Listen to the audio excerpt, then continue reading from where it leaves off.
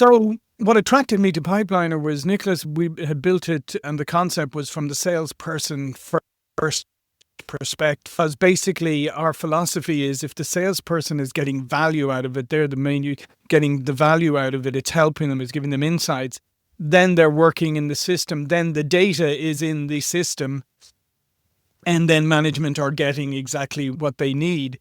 And the other thing too is we also look at salespeople as entrepreneurs in an organization. They're pretty much the only role in a company that has variable income that's not guaranteed. Because let's face it, most bonus plans that other people have are pretty much guaranteed. But variable income, they may even be full commission.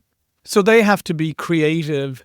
They live in a world of uncertainty. Nothing is predictable for them. So we wanted to give them all the tools to manage their own business. So we actually give them all the same tools as the management would have.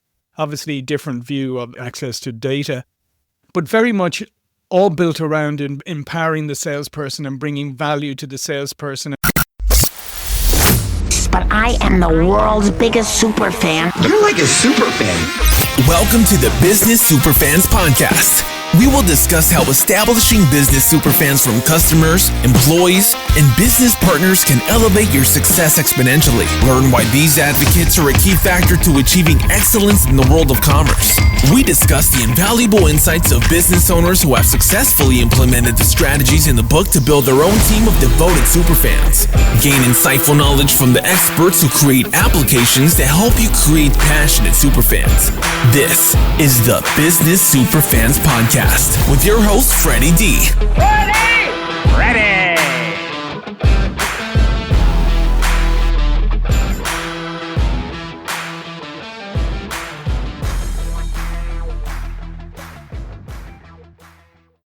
This episode is brought to you by our sponsor, Ninja Prospecting, the outreach team that makes cold connections feel warm and real.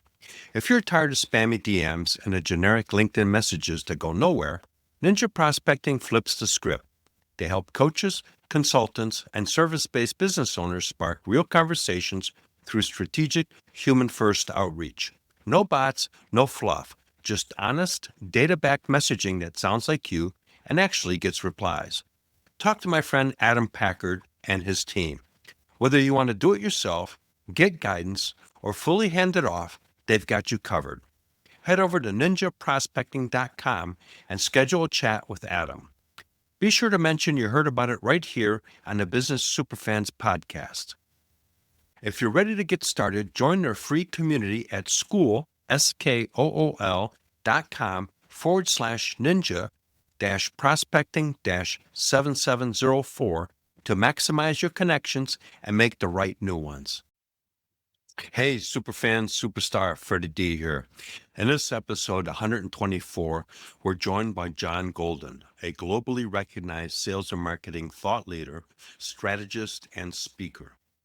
With over 1,500 interviews under his belt for Sales Pop, a top 2% podcast worldwide, John has become a powerful voice in the world of sales leadership and innovation. He brings a wealth of experience as the former CEO of Huthwaite and Omega Performance, and now serves as Chief Strategy and Marketing Officer at Pipeliner CRM. He's also the best-selling author of Winning the Battle for Sales and Social Upheaval, and when he's not transforming sales strategies, he's honing his skills as a dedicated martial artist and a seeker of wisdom. Get ready for a conversation packed with insight, energy, and actionable takeaways. Welcome, John, to the Business Superfans podcast. We're super excited to have you here. Yeah, I'm super excited to be here.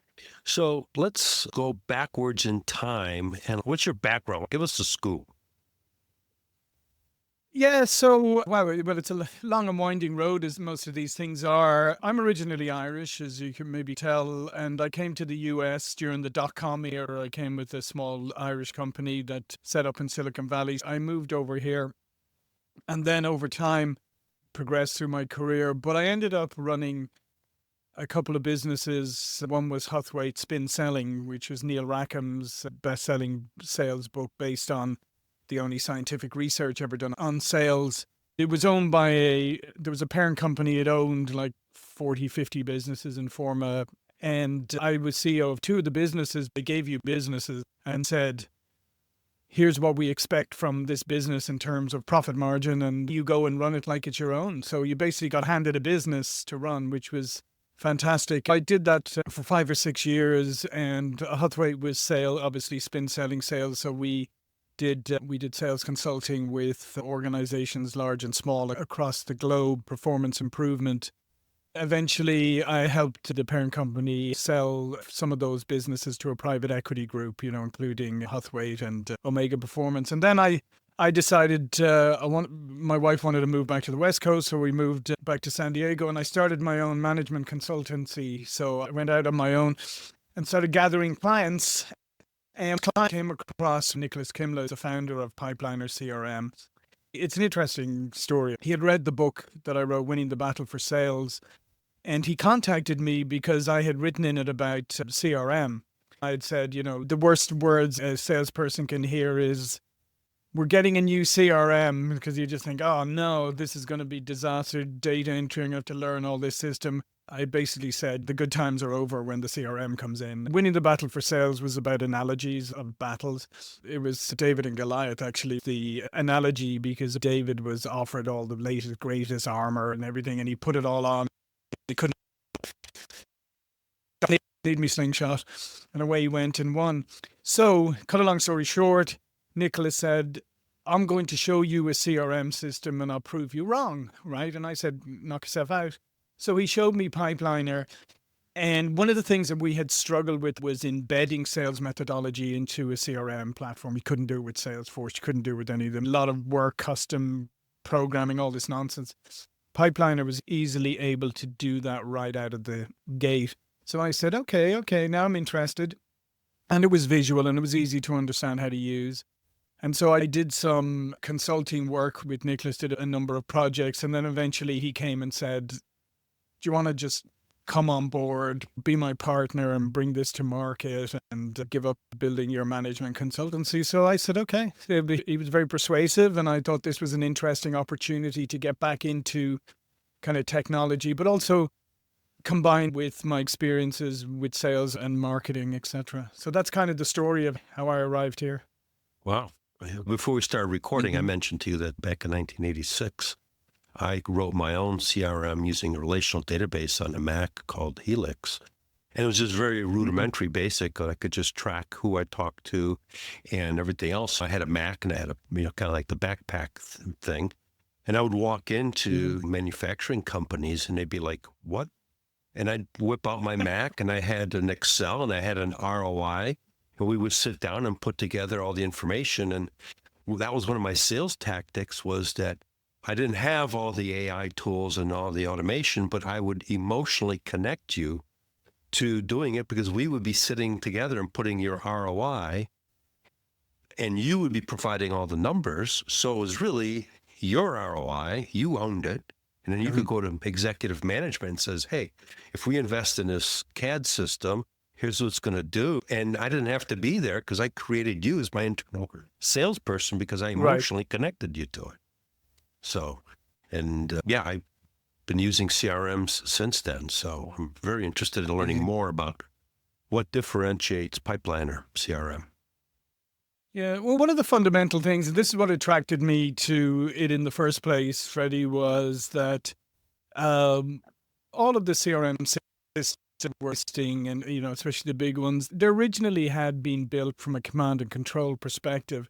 They've been built for how do sales leaders and executives get all the data they need, and the burden then had been placed on the salespeople to get that data, and the salespeople were not seeing any value in the CRM system. They were seeing it more as a burden.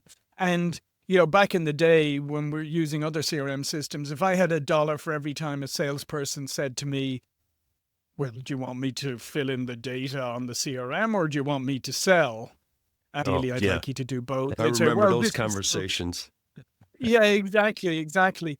So what attracted me to Pipeliner was Nicholas, we had built it, and the concept was from the salesperson first perspective. Because basically our philosophy is if the salesperson is getting value out of it, they're the main getting the value out of it, it's helping them, it's giving them insights, then they're working in the system, then the data is in the system, and then management are getting exactly what they need. And the other thing too is we also look at salespeople as entrepreneurs in an organization. They're pretty much the only role in a company that has variable income that's not guaranteed.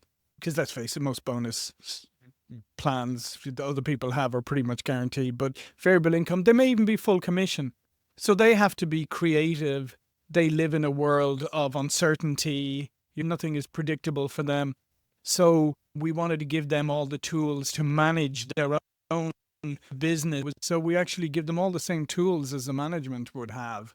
Obviously, different view of access to data, but very much all built around empowering the salesperson and bringing value to the salesperson, and as a result, delivering on the promise of CRM for management. And the other part that has been really, you talked about AI and automation as well. We have really focused on bringing automation and AI into the system so that we can take the burden off of the salesperson, not replace them, automate routine, repetitive tasks, get data automatically into the system, use AI to help prepare, whether it's analyzing email, but allowing the salesperson to be the most prepared they can be. And then focus on what salespeople really want to do, as you know, Fred, is they want to be creative, they want to build relationships, they want to use their human skills to the max. And so now we're at a point, I believe, where a system like ours with the AI built in, with the automation, is now you're starting to really get to that point where the CRM system is setting you up for success as a salesperson and allowing, rather than being a burden, it's now being a benefit to you. Sure. No, I can completely relate. In the late 80s and early 90s, I was using a CRM, another CRM that I had bought off the shelf, and I used it in conjunction with the daytimer. And so I would print out all the stuff into the daytimer that I had put into the CRM, because when I'd be at a prospective customer or an existing customers, I wasn't there sitting there typing into the Mac. I was basically writing it into my daytimer. But that came into play because then I could basically show all the prospective customers, this is a list of my customers right off the daytimer. But then I would leverage, I was ahead of my game because the company wasn't even using a CRM. I was using it by myself. And I created a template letter within a CRM. And so when we would do a whole presentation, the way I would blow away the competition was I would send out a thank you letter to everybody that participated in the presentation. And so you were in a shop floor running the milling machine or the lathe or the wider EDM in the manufacturing space. Nobody ever recognizes you. I did. It was a boilerplate letter, but you still got it in the old school mail because there was no email back then. But that won me more sales because of the fact that everybody felt that after the sale, we would provide the best follow-up support. So I want to really emphasize that because the CRM is a tool, but you got to still, as you mentioned, from the people perspective, you got to still engage with people and you got to build those relationships and you got to turn those relationships into superfans. Yeah, no, 100%. And that's why one of the deliberate decisions that we made was that while we're a technology company, we still want to have a human first. If you have a support issue or anything like that, you engage with the human. And we don't look at support tickets as tickets, right? Like, because most people say, oh, the support ticket, close that as fast as possible, sort that out and close it, right? If we look at when somebody interacts with us from a support perspective, we look at that as an opportunity, not just to solve the issue at hand, but also to educate, to understand, to engage in deep conversations, use that opportunity to have a conversation with the customer and see if not only can you fix the problem, but you can maybe advise on other ways of doing things, maybe talk to them about maybe here's a feature you're not using at the moment, here's what it could do for you. So we have our concept, we call it the wingman, that support is here as your wingman. It's there to help you. We're not interested in just closing a ticket and moving on. We actually like it when people reach out to us. We're like, cool, now we've got somebody to talk to. Our system is great, but consistently we get rave reviews for the customer service, for the help when setting up, for the onboarding, all of that. So at the end of the day, I totally agree with you, Freddie. You're not going to create super fans unless you focus on connecting humanly, on understanding them, on them feeling like you really want to help them and want to understand what they're trying to achieve. That's how you turn people into profound super fans. And it has to be intentional, right? It has to be a deliberate decision that you're making. And so like we did as a technology company, we said, no, we want to be product and people. That's how we want to be known. We want people to say fantastic product, fantastic people working symbiotically together. Well, I'm glad you brought that up, John, because the reality is, us being in sales for decades, the signing of the deal isn't the sale. That's just the paperwork. The sale is everything that happens after the transaction. The onboarding, like you said, the way you work with the customers, that's how you create those super fans. And more importantly, if you look at how you can assist them to reach their business goals, now you become an asset to them. Because it's not just about technology, just like you just mentioned.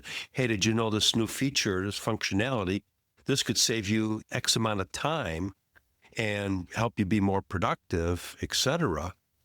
They don't know. So the fact that you guys got that, that's a differentiator. And that's how you guys are creating super fans of your customers and you're scaling as quickly as you guys are. Yeah, no, absolutely. And I think you have to have that collaborative mindset. Some of our larger customers, they'll come to us and they'll say, here's something that we need to do. One of our big customers wanted forms that they could use, online forms in the system. At the time, we didn't have online forms. We went, okay, this is not just something for them.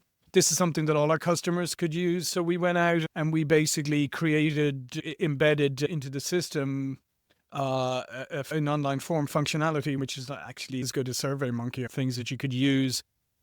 But again, that was collaborating with the customer saying, okay, and then going, wow, this is something that other customers could benefit from. So not only have you developed something for that customer, and that obviously you become a partner with them because you're helping them solve their problems, even with something that you didn't have in the first place, but you were prepared to actually create for them. And then they are actually becoming your evangelist to your other customer base and look at how we use this. They use online forms or other features to do various tasks within their business. And then that helps other customers go, oh, I could do that too. Well, it goes beyond that because at the same time, what you're showing your customer base is you actually listen to them. Because there's so many technology companies that invent stuff and create stuff in a vacuum of what they think people want versus what people really want. And there's a big difference. And there's successful software companies that really scale are in partnership with their customers. They're getting the feedback. And the companies have where customers vote on features and functionality. And then they actually deliver the stuff that the people want. And that's how you create momentum. And that's how you hang on to that customer base because they're going, wow, my vendor listens to me. I mean, I think that's an extremely important point there because there was a time when a lot of companies were starting to use technology to keep customers at an arm's length and trying to leverage technology to make technology work for you as opposed to work for your customers. And often making life easy for yourself internally often translates into making life not very easy for your customers and prospects. So I think you always have to keep that piece in mind and you always have to look at what is the true impact. And the other thing too, cause as you said, sometimes unfortunately developers live in their own world and they don't always understand the end user. I remember in a software company, we were creating construction management software and I was a GM there. And we asked some functionality and the programmers came back and I'm going like, I got to go through 10 clicks to go and get this thing done. He goes, yeah, but it works. I says, yeah, but I don't have time to, and remember, I got to go this, that. Mm-hmm. Says, you got to streamline that up. And they were like, a look on their faces like, it was funny. So you're absolutely correct. That's why I just wanted to interject that point. And it makes complete sense. One of the things that I learned early on about bringing products to market, Freddie, is that the customers are going to use the product in ways that you never thought they would. They're going to have Exactly. issues that you could never anticipate. And so a lot of it has to do with then how agile you are after the fact. Yep. So, John, can you share a story of how you guys replaced the platform that they're utilizing and put in Sales Pipeline? And how did that transform that business to where now they're one of your biggest advocates? Yeah, there's one, we work with one of the top cruise lines in the world, a very regal royal one that does a lot of work around the Caribbean. So there you can figure that one out. We actually help them with, this is funny about saying about applications that you don't think of, with their wedding planning business. And Pipeliner CRM now uses their wedding planning business. Apparently, it's a whole growth industry, getting married on cruise lines, but just not getting married. Then you have anniversaries coming up, you have all of that. So we've helped them build this whole system where they run all of that. They can remind people anniversaries later. I'm sure you could probably even have a divorce party at some stage. But all of that, and they're amazed now. They're raving fans because they're amazed about how this has made this area of their, and how it's helped them to be able to start to really scale that business and to really focus even more on a growth area like that. And like I said, it turned into raving fans because you wouldn't have said that there was a natural fit, right? You would have said, well, this is a slightly different type of sale. It could come from a number of different channels. It's a very relational type thing. And then you think, yeah, you can do all of those things if you think about it, process and systematize it. You can take into account all of those elements. At the end of the day, let's face it, Freddie, everything in life is a process, isn't it? And I think that's the essence of Pipeliner CRM, is that it forces you into process thinking and into defining and laying out your process.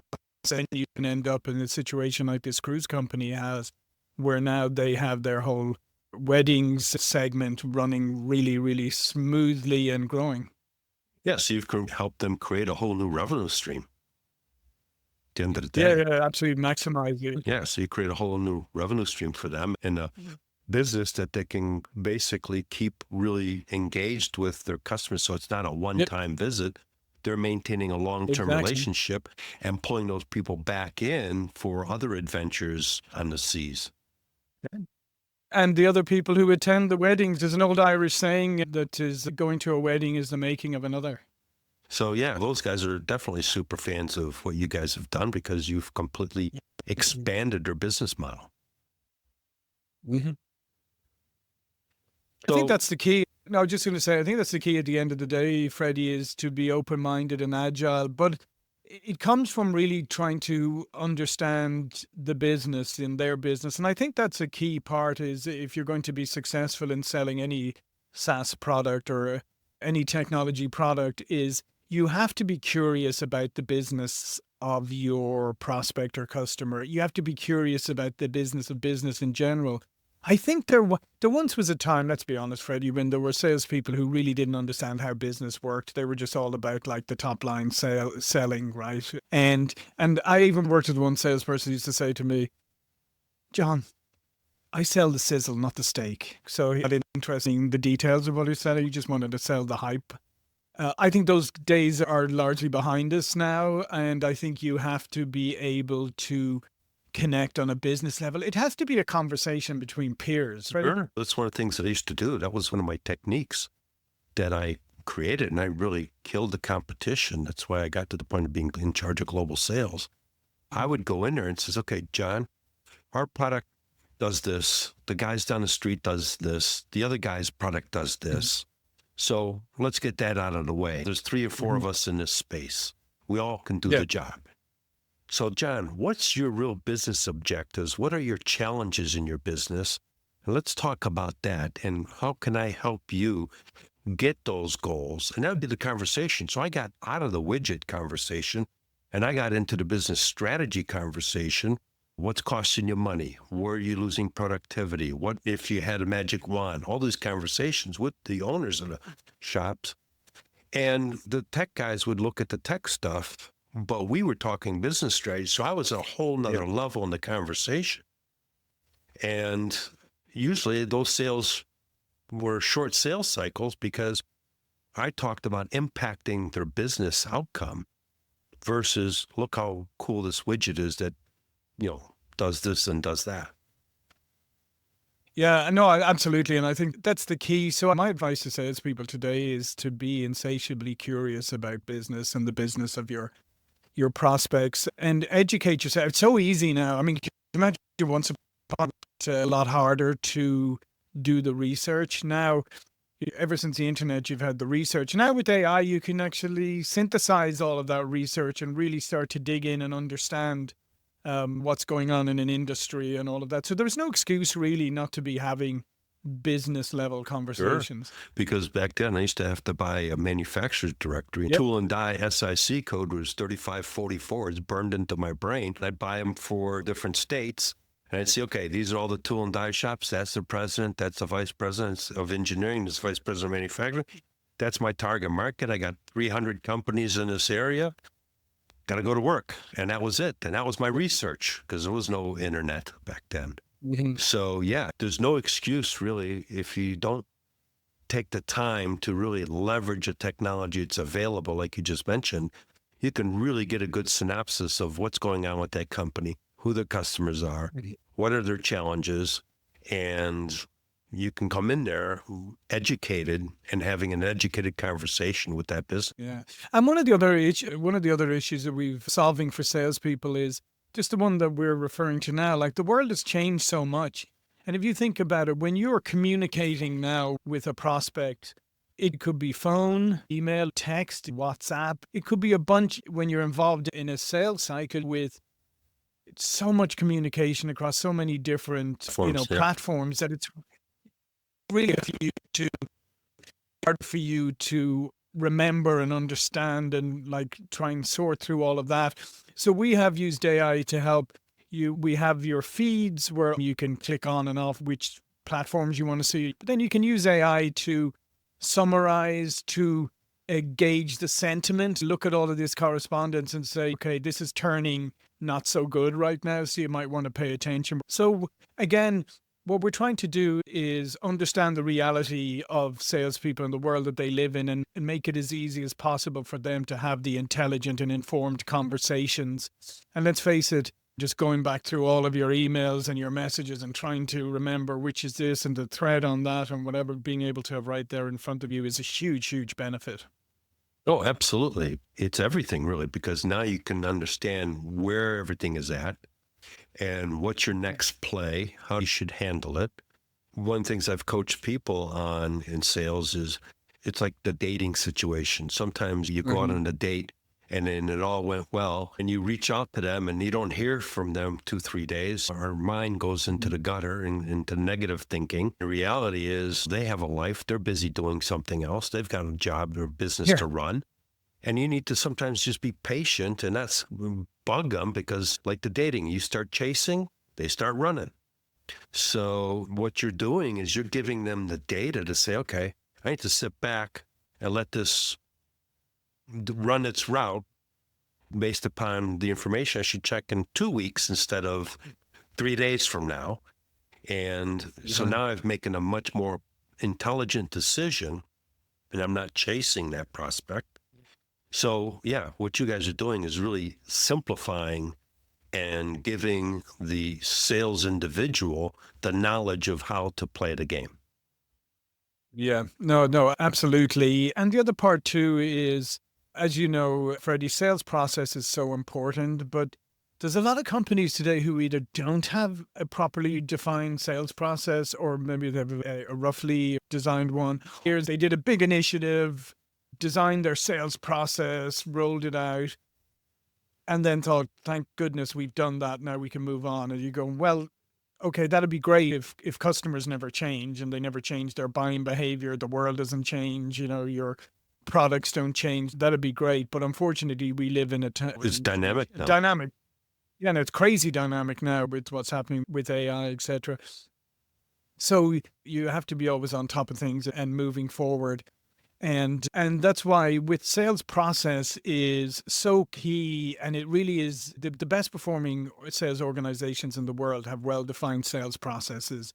There's research from ZS Associates and McKinsey and stuff, not just a well-defined process, but one that is adhered to rigorously and enforced and is also very defined at a granular level. So what I mean by that is you can lay out your sales process in Pipeliner. Say you have 5 stages, 6 stages, whatever it is for your particular industry. But within each of those stages, you can then define actions that the seller has to take, actions that the buyer has to take. And you can even mandate that to the point where you can't actually move from one stage to another unless you fulfill these requirements. But the key, and what that does is that takes out a lot of the subjectivity, because how often have you seen this, Freddie? I'm sure you have. I have an opportunity, you have an opportunity. They're almost identical. I have it in stage 2, you have it in stage 3, because my gut is it's a stage 2, your gut is your one is a stage 3. And what does that do? It knocks the forecast off, because maybe you're overly optimistic or maybe I'm a sandbagger, but either way, the forecast is skewed because there's no consistency. So having that consistency, having everything in the right place in your sales process is so important to predictable revenue, to forecasting, to pipeline management in general, pipeline growth.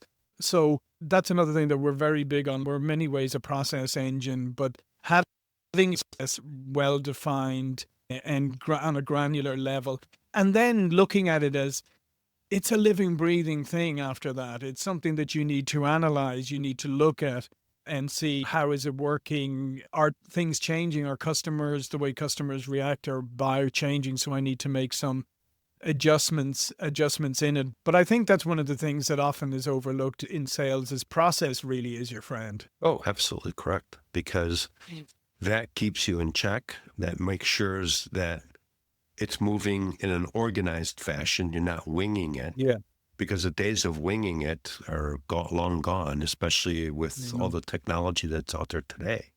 It's also good feedback, because if the customer is not providing the stuff on their end, that gives you a gauge that, maybe they're not so interested in this thing, and I need to maybe go circle back and find out, are they really looking to move forward? Or is this just an exercise that someone is curious to learn about the technology, AKA wasting your time? And so you can find out because of those particular steps. Yeah. One of my favorite lessons that we used to teach a lot when we're Huthwaite, teach sales organizations, is the concept of something actually moving, like an opportunity moving forward, and it stalled or no movement, right? And you would say, okay, well, that should be easy to identify, but it's not. Here's great examples, right? So somebody comes back from a sales call and you say, how did the call go? Fantastic. And you go, okay, tell me about it. And they say, yeah, well, I presented this, we had this conversation. And you go, okay, well, what are the next steps? Well, he's agreed to have lunch next week. You go, great. What's he doing between now and next week? And you say, well, I don't know. You go, well, what tasks have you set them? How can you gauge, how is this opportunity moving forward between now and next week? Because that's just a continuation, and that may be just a free lunch for that person, or a virtual one if you're selling virtually these days. But if you can't point to anything that they're doing, who else is involved in the buying decision? And they say, blah, blah, this person. Okay, could you have them come to the call next week? Right now, something to do. So I can now start to gauge really your level of commitment or interest in this. So I think that's one of the ones that I still love. Is it really moving forward, or is this just a continuation? Because a continuation is not really forward momentum. It's just you're in a holding pattern. If the prospect is not doing anything, they're not actively engaged, then it's a continuation and you're not actually moving. Oh, absolutely correct. I was selling a company back in my early sales stages, but fortunately, like I mentioned, I got some really high-end training. I was selling engineering software. We also had manufacturing, but I was dealing with the VP of engineering. And they were looking to upgrade. They were already existing customer. And one of the things I learned is you want to sell wide. So I went through the whole different departments. I got to the CFO guy and talked to him. And he goes, well, really, the VP of engineering doesn't have a budget. The manufacturing people have a budget, and they're looking to upgrade their manufacturing technology. And I never would have thought of that. And he goes, the VP of manufacturing plays golf with the owner of the company. So they're buddies.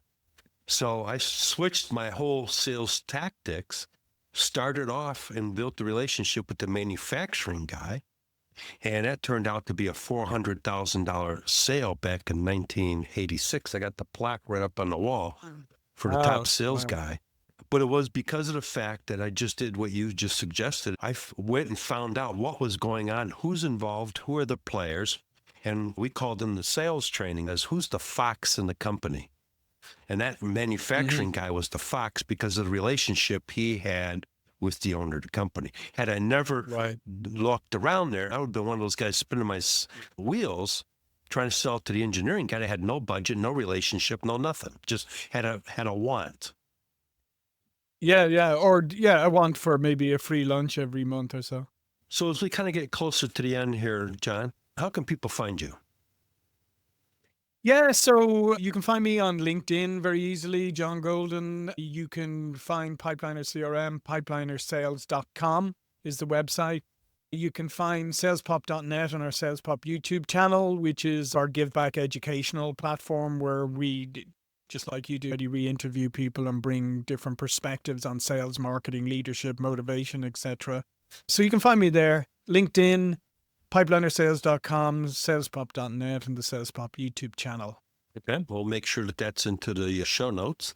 And do you have anything that our listeners could, like a trial of the system or a free consultation? Hey, either one. If you want to experience Pipeliner, go to pipelinersales.com. You can take a free trial if you want, or you can just hit demo and fill in the form and we'll arrange a demo for you.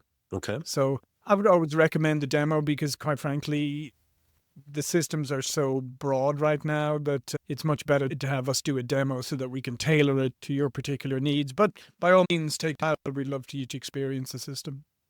Okay, we'll make sure we'll include that in the show notes. Thanks. John, it's been a wonderful conversation, great insights. You and I could probably talk on this stuff for days.